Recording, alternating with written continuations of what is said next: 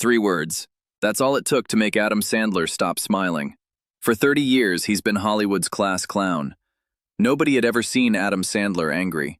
Not really angry. Not the kind of angry that makes a room go cold. Until Joy Behar said those 3 words. What happened next would become the most viewed clip in daytime television history. Not because of shouting. Adam Sandler doesn't shout. Because of what he said about Chris Farley. Because of the question he asked that Joy couldn't answer. Joy Behar has ended hundreds of interviews. This was the first one that ended her. Subscribe right now, because you're about to find out what those 3 words were and why they made Joy Behar run off her own show. The View studio was electric that morning. Adam Sandler rarely did talk shows anymore. At 59, he'd settled into a comfortable rhythm. Netflix movies, arena tours, time with his family. He didn't need the publicity, didn't crave the attention. But Happy Gilmore 2 had just broken every streaming record in Netflix history, and his upcoming film with George Clooney was already generating Oscar buzz. "Adam Sandler, everyone!" Whoopi announced, and the audience exploded with genuine affection. He shuffled onto the set with that familiar gait, part athlete, part teenager who just woke up from a nap. The audience was packed with fans who had grown up on Billy Madison and Happy Gilmore, who had taken their kids to see Hotel Transylvania, who had cried during Click and laughed during Grown Ups, and experienced every emotion in between. "Good to be here, ladies," he said, settling into the guest chair with that perpetual half-smile. "Good to be here." The first 15 minutes were pure joy. They talked about Happy Gilmore 2, about the celebrity cameos, about working with his daughters Sadie and Sunny. They talked about Jay Kelly and working with Noah Baumbach again. They talked about his comedy tour and how, after all these years, he still got nervous before every show. Joy Behar sat quietly through all of it, watching, waiting, that familiar smirk playing at the corners of her mouth. It was Whoopi who inadvertently opened the door. "You know, Adam, I've always admired how you've built this incredible career while staying true to yourself. You never changed who you are." Sandler nodded, genuinely touched. "That means a lot, Whoopi. Really does. I just try to make stuff that makes people happy, you know? Life's hard enough. If I can give someone 90 minutes where they forget their problems and just laugh, that's the job. That's always been the job." That's when Joy leaned forward. "Can I push back on that a little bit?" The temperature in the room shifted. The other hosts recognized that tone immediately, the shark circling before the strike. Sandler turned to face her, his expression still friendly but more alert now. "Sure, Joy, push away." This whole, "I just want to make people happy" thing. Joy made air quotes with her fingers, her voice dripping with condescension. "Don't you think that's a bit convenient? I mean, you've made some of the worst-reviewed movies in Hollywood history. You've won multiple Razzie Awards. Critics have been tearing you apart for decades, and your response is always the same. 'I'm just here to make people laugh.'" She paused, letting her words settle. "Some people might call that a con job. 30 years of cashing checks for movies that even you have to admit are not good." The studio went silent. The audience, which had been laughing warmly just moments before, now sat frozen. The other hosts exchanged nervous glances. Even the camera operators seemed to hold their breath. But Adam Sandler didn't flinch. He just looked at Joy with those eyes that had seen more than most people realized. Eyes that had watched his best friend die too young, that had been told no 1,000 times before anyone said yes, that had learned to absorb criticism the way a boxer absorbs punches. "A con job," he repeated slowly. "That's an interesting way to put it." "I'm just saying what a lot of people think," Joy continued, emboldened by his calm response. "You've made a fortune making the same juvenile comedy over and over again. The same voices, the same jokes, the same cast of friends you keep hiring. At what point does making people happy become taking advantage of people's low standards?" The accusation hung in the air like poison. Sandler nodded slowly, as if considering her words carefully. When he spoke, his voice was still friendly, but there was something underneath it now, something harder. "You know what, Joy? You're right about one thing. I have made the same kind of movies for 30 years. Same voices, same friends, same jokes that critics hate. He leaned forward slightly. You want to know why? Please, Joy said, that smug smile still in place. Enlighten us. Because when Chris Farley died, Sandler's voice caught for just a moment, barely perceptible, but everyone in the studio felt it. When Chris died, I made a promise to myself. I promised that I would never forget what it felt like to make someone laugh. Really laugh.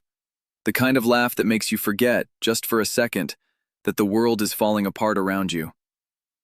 The mention of Chris Farley changed the energy in the room completely. The audience went absolutely still. Chris was the funniest person I ever knew, Sandler continued, his voice softer now. And he's gone. He's been gone for almost 30 years, and every single day I think about him. Every single movie I make, I think, would this have made Chris laugh? Would he have done that voice with me? Would he have been in this scene? He looked directly at Joy. So yeah, I make silly movies. I do stupid voices.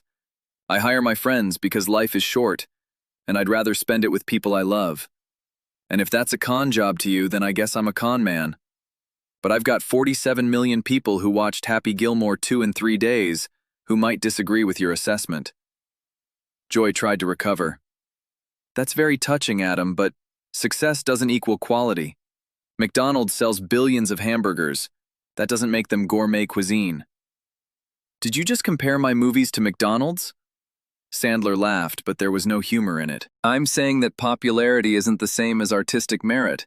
And for someone who clearly has talent, we've all seen Uncut Gems, Punch Drunk Love. It seems like a waste to keep making these what? Sandler's voice was quiet now. Dangerous. Go ahead. Finish the sentence. Joy faltered for just a moment, then pushed through. These lazy cash grabs, there, I said it. The audience gasped audibly. Sandler stood up slowly, and the movement was so unexpected that Joy actually flinched. But he wasn't aggressive. He was something else entirely. He was a man who had been underestimated his entire career, finally deciding to show exactly who he was. Let me tell you something about lazy, Joy. He walked toward the panel desk, his movements deliberate but unhurried. Lazy is sitting in a chair and tearing down other people's work. Lazy is reading reviews instead of making something yourself. Lazy is assuming you know what audiences want better than the audiences themselves. He stopped directly in front of her. I've made over 50 movies. I've written most of them. I've produced them, cast them, scored them with my own music. I've employed thousands of people, crew members, extras, caterers, drivers, people who feed their families because of those lazy cash grabs you're so quick to dismiss. His voice was rising now, carrying the weight of 3 decades of criticism finally being answered.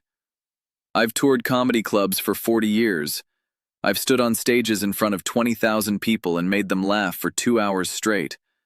I've written songs that became part of people's childhoods. The Hanukkah song plays in every Jewish household in America during the holidays. What have you written that people will remember in 30 years? Joy opened her mouth to respond, but Sandler kept going. You want to talk about artistic merit? Fine. Let's talk about it. Punch Drunk Love. Paul Thomas Anderson said I was his first choice. Uncut Gems. I did 47 takes of scenes until the Safdie brothers got exactly what they wanted. The Meyerowitz stories. Noah Baumbach trusted me with material that required real vulnerability. Hustle. I trained with NBA players for months to get the basketball scenes right. He paused, letting those words settle. But you don't want to talk about those movies, do you? Because they don't fit your narrative. Your narrative is that I'm just a guy who makes fart jokes and collects checks. It's easier to believe that than to accept that maybe, just maybe, I've been giving people exactly what they need for 30 years while you've been giving them exactly what you want. I think you're being defensive, Joy said, but her voice was shaking now. I'm asking legitimate questions about the quality of your work. No, you're not. Sandler shook his head. You're doing what you always do. You're finding the one guest who won't fight back and trying to make yourself look smart at their expense. But here's the thing, Joy. I've been dealing with critics like you my entire career. People who think they're better than the audiences who love my movies. People who think comedy isn't a real art form unless it makes you feel bad about yourself. He paused, his voice softening but losing none of its power. You know what I've learned in 30 years? The people who tear down comedy are usually the ones who can't make anyone laugh. It's easy to criticize. It's hard to create. It's easy to sit in judgment. It's hard to stand on a stage with nothing but a microphone and your own words and try to connect with strangers. He turned to address the audience directly. How many of you have watched a movie of mine when you were going through something hard? Show of hands. Almost every hand in the studio went up. Some people raised both hands. How many of you have laughed at Billy Madison or Happy Gilmore when you needed to forget about your problems for a while? The hands stayed up, and some people were nodding emotionally. A woman in the third row was wiping tears from her eyes.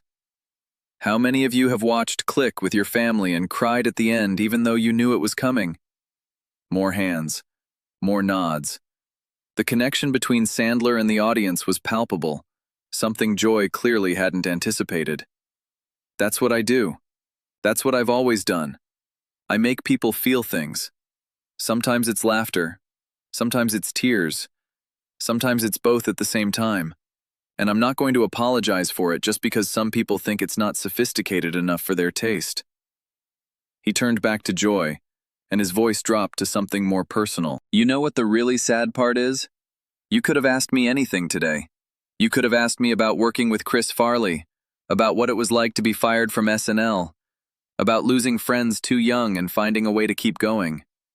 You could have asked me about raising daughters in Hollywood, about staying married for 22 years in an industry that destroys relationships. You could have had a real conversation with a real person. His voice dropped to almost a whisper.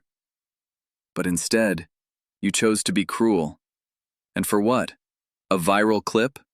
A moment of controversy? Is that really what your career has become? The silence in the studio was absolute. Joy sat frozen in her chair, her face cycling through expressions. Anger, embarrassment, something that might have been shame. The other hosts were watching her with expressions that ranged from sympathy to something that looked almost like satisfaction. You want to know the difference between us, Joy? Sandler continued, his voice calm now but carrying absolute conviction. When I leave here today, I'm going to go home to my wife and kids. I'm going to have dinner with people who love me. And tomorrow I'm going to wake up and try to make something that makes people happy. He looked at her with something that might have been pity. What are you going to do? Find another guest to tear down? Write another hot take that everyone forgets by next week? Build another career on making people feel bad about the things that bring them joy? Joy stood up abruptly, her hands trembling. She fumbled with her microphone, her fingers unable to work the clip properly. On the third try, she finally got it loose and set it on the desk with a clatter that echoed through the silent studio. A production assistant moved toward her, but Joy waved her away. In the control room, visible through the window above the audience, producers were gesturing frantically, clearly unsure how to handle what was happening. I think I need a moment, she said, her voice barely above a whisper. And then she walked off the set without another word. The click of her heels against the floor was the only sound in the studio until she disappeared into the wings. The studio was silent for a long moment. Everyone seemed frozen. The hosts, the audience, even the camera operators who had captured every second of what had just happened. Then, Sandler did something unexpected. He laughed. Not a mean laugh, but the kind of genuine, warm laugh that had made him famous in the first place. The same laugh that had echoed through comedy clubs for 40 years. The same laugh that had gotten him through losing Chris, through being fired from SNL, through every bad review and every person who told him he wasn't good enough. Well, he said, settling back into his chair with the ease of someone who had been performing through awkward situations for decades. That's not how I thought this morning would go. The audience erupted, not just applause, but cheering, whistling, the kind of emotional release that only comes after witnessing something real. People were on their feet. Some were wiping their eyes. Others were hugging strangers next to them. The energy in the room had completely transformed. Whoopi was shaking her head in amazement. Adam, I've been doing this show for a long time. I don't even know what to say. That was something. Sarah nodded vigorously. You said things that needed to be said. Nothing to say, Sandler shrugged, that familiar goofy smile returning like the sun after a storm. She asked, I answered. That's how conversations work, right? He looked directly into the camera, and for a moment the goofball persona dropped away completely. To everyone watching who's ever been told their taste isn't good enough, their jokes aren't smart enough, their happiness isn't sophisticated enough, don't listen to them. Watch what you want. Laugh at what's funny to you. Life's too short to let other people tell you what should make you happy. He paused, that familiar twinkle returning to his eyes. And hey, if you want to watch Billy Madison for the 100th time this weekend, I support you. That movie holds up. I'm just saying. The audience laughed. Warm, healing laughter. He settled back in his chair, completely at ease. Now, we were talking about Happy Gilmore too, right? Because I've got some great stories about Bad Bunny that I think you're gonna love. The clip broke the internet before the show even ended. Adam Sandler destroys Joy Behar became the #1 trending topic worldwide. But what resonated wasn't the confrontation. It was the glimpse behind the goofy persona. The mention of Chris Farley, the defense of simple joy in a cynical world. The reminder that sometimes the funniest people are carrying the heaviest weights. Comedians rallied to his defense. Kevin Hart posted, "That's my guy. Been saying it for years, Adam Sandler is the realest person in this business." Rob Schneider added, 30 years of friendship. 30 years of watching him be the same person on camera and off. The industry doesn't deserve him. Even critics who had spent careers dismissing his work found themselves reconsidering. One wrote, maybe we've been asking the wrong questions about Adam Sandler. Maybe the question isn't whether his movies are good, maybe it's whether they're needed. And based on 47 million viewers in 3 days, the answer seems clear. Joy Behar returned to The View 2 days later. She offered no apology, but viewers noticed she never again questioned whether making people laugh was a legitimate art form. And Adam Sandler? He went back to his family, back to his work, back to making exactly the kind of movies he'd always made. Just another day in a 30-year career built on one simple principle: make people happy. What did you think of this confrontation? Was Joy out of line? Or was she asking fair questions? Drop your thoughts in the comments and subscribe for more stories that will blow your mind.